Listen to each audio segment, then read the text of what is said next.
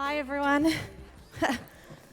Well, as Tom mentioned, when you think of Marshall White, you normally think of high-end real estate, the luxury market. You only have to mention names like James Tostovan and Marcus Ciminello, and you're probably thinking of a mansion in Toorak in a leafy street, close to Australia's top private schools, high street boutiques, with a Bentley in the 5-car garage. Well, I couldn't have started my working life further from this dream job. See, I started working at 14 at McDonald's, the Golden Arches. Most of you are probably thinking, well, that's a nice after-school job, a bit of extra cash, but for me, this job was much more than that. See, at 14, I was homeless. I had a fairly unique upbringing. I attended 10 different schools in 9 years and was shipped around the country, really to whatever family member had enough money to support me or whoever wasn't in trouble with the law. And at 14, my dad decided that I was independent enough and old enough to look after myself. So one night, he demanded that I repay the meagre public school education fees that he'd dished out, and he kicked me out the door. So with nowhere to live, what started out as 2 afternoons a week quickly turned into 4 8-hour shifts after school, a full day on Saturday, and sometimes Sunday. The $5.97 that I was being paid per hour was absolutely crucial now. I had bills to pay, I had living expenses, I had rent. And on top of that, I was absolutely determined to finish school. But Mac has taught me a lot. It taught me how to work hard. It taught me the importance of systems and the importance of checklists. It taught me how to ask crucial questions. Would you like fries with that? It taught me how to upsell. But most of all, what it taught me was that I wanted so much more from my life than just being the drive-through girl. So what I'm here to talk to you about today is lead generation and farming in real estate.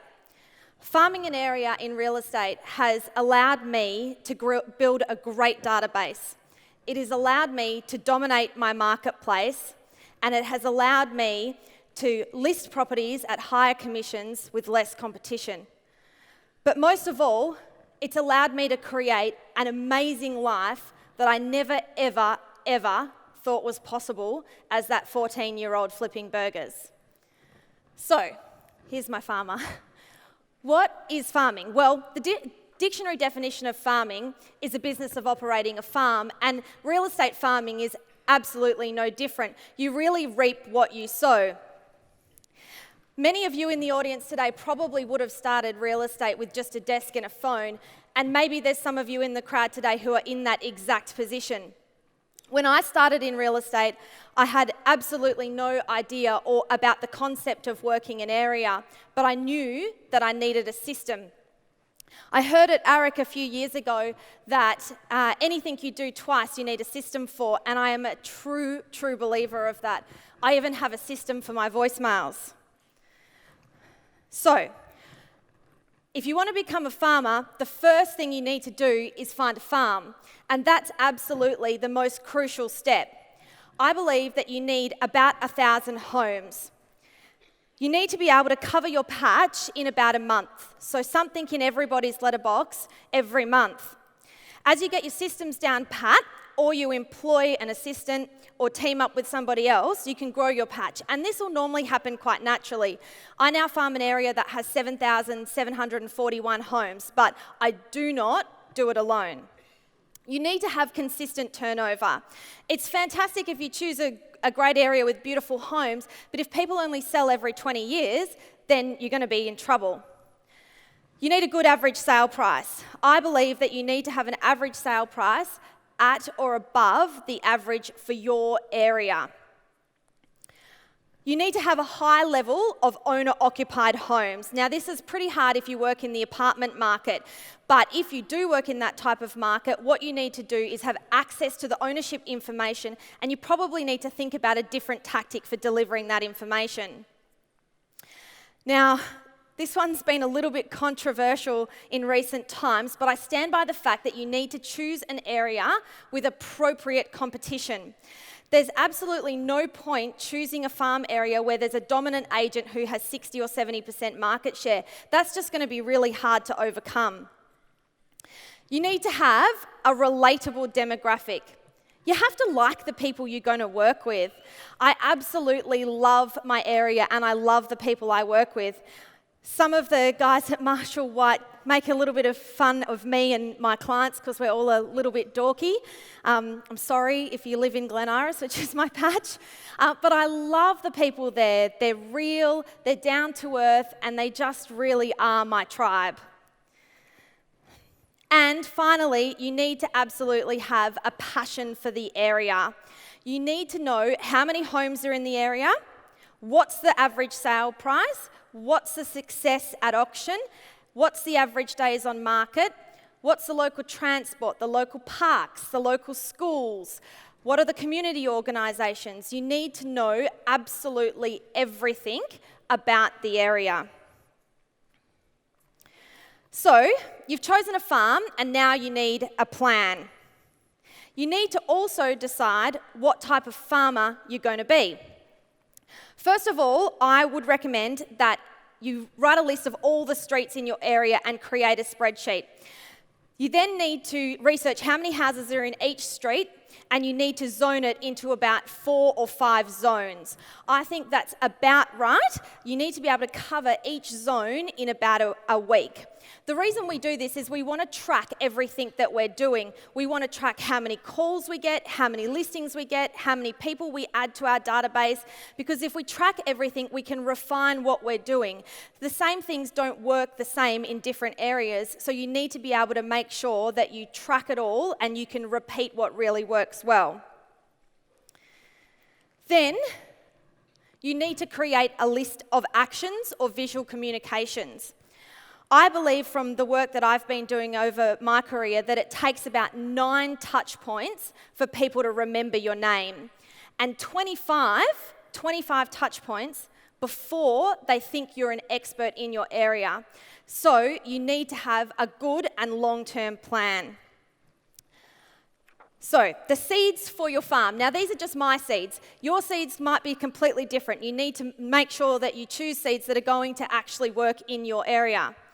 I use letterbox drops and mailers a lot. I do the good old price drive letter twice a year, but during the breaks, I also do letterbox drops of great results or interesting articles for the area.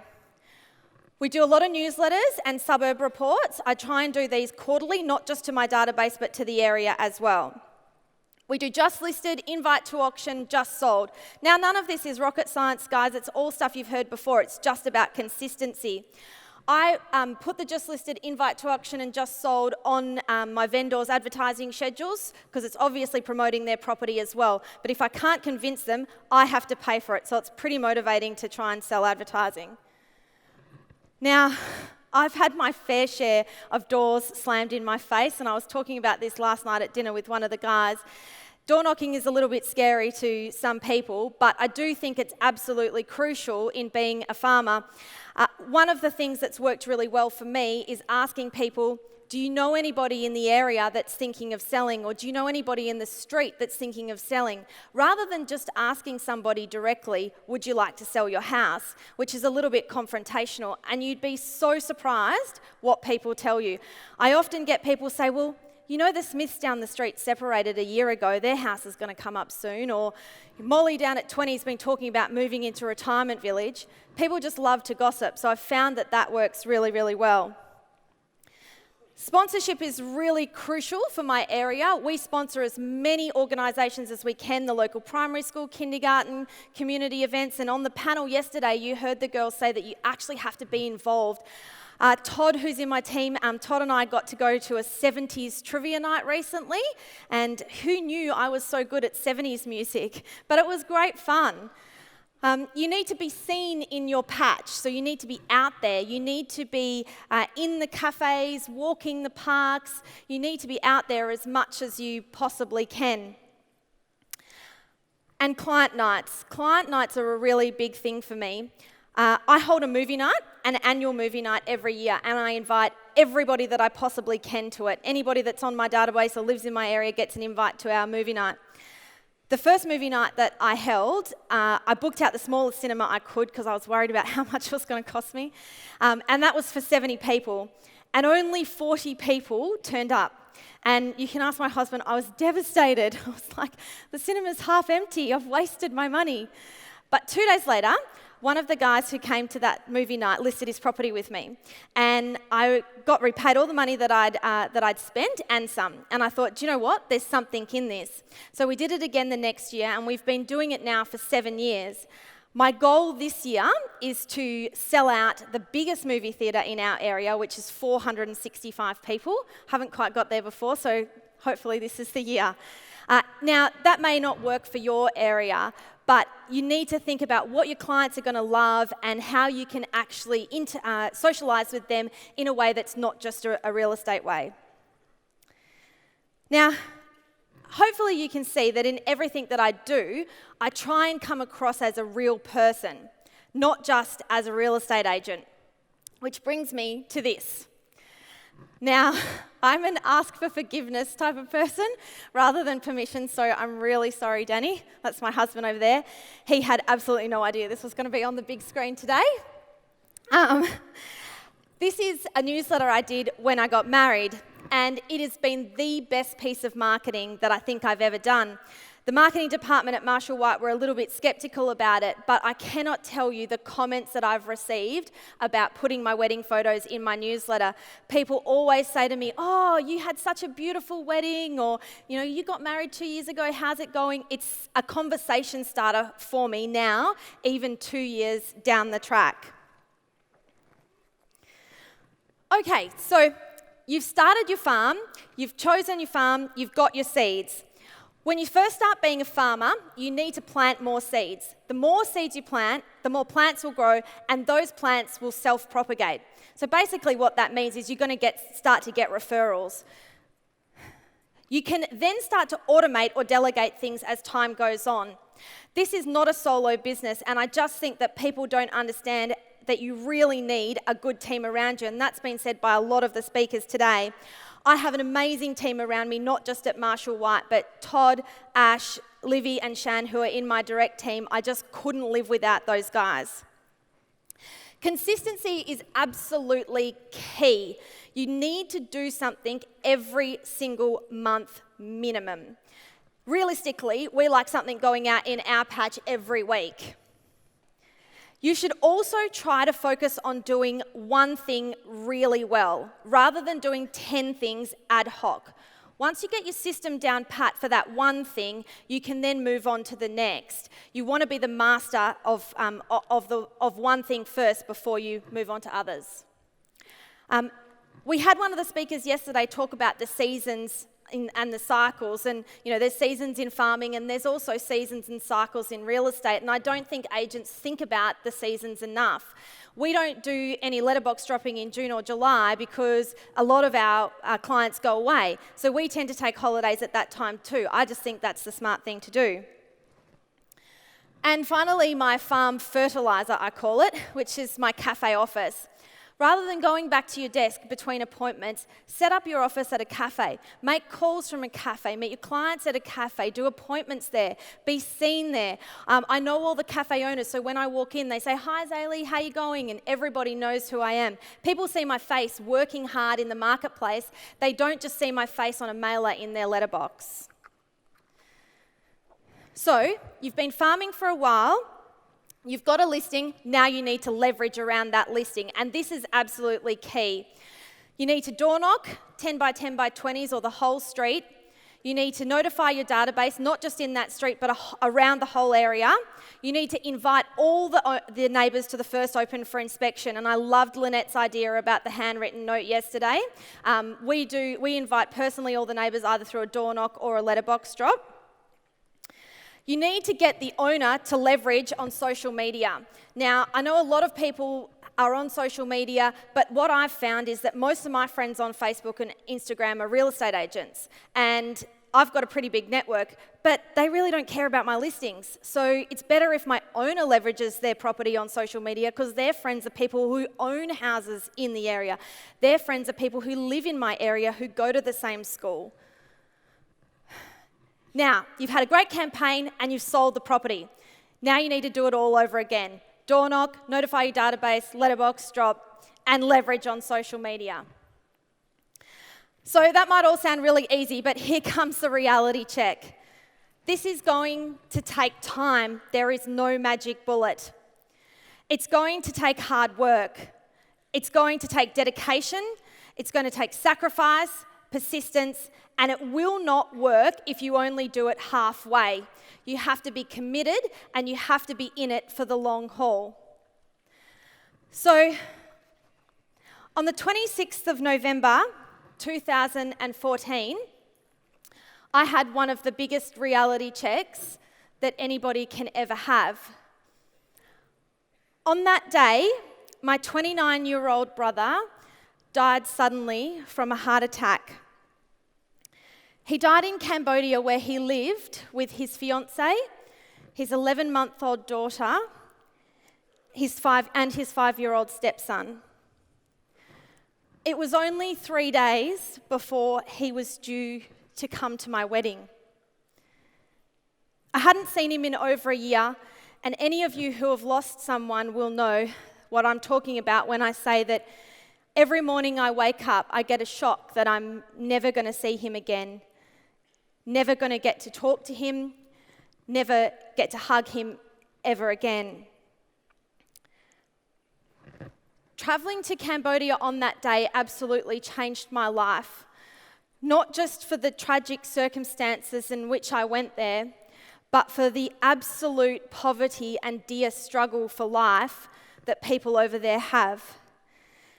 It has made me thank my lucky stars every single day.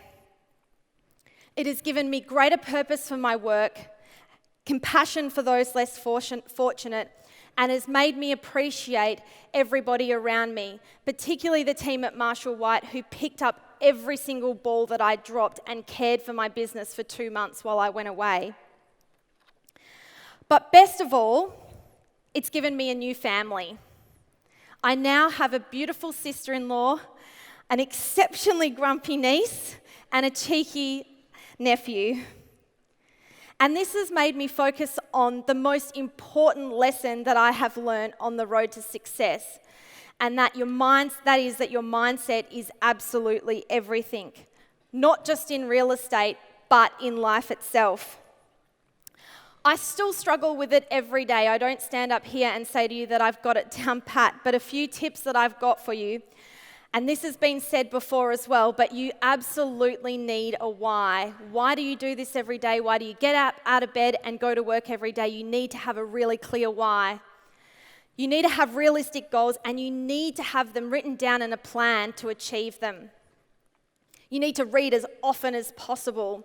One book that's really helped me is Success Through a Positive Mental Attitude by Napoleon Hill, which is a classic. And you need a dream team. I have the best dream team around. My husband, Danny, is my number one. I absolutely love him and couldn't live without him. My personal trainer, who gets me motivated every single morning when I wake up. James Tostovan, who I've been lucky enough to have as a mentor, has been incredible for me. Michael Wood, who's my accountability buddy and keeps me on track every week, and Shanna Kennedy, who is my life coach. And I just could not do what I do without my dream team.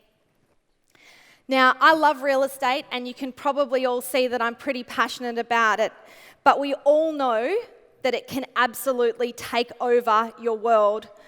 So please, never get so busy making a living that you forget to make a life.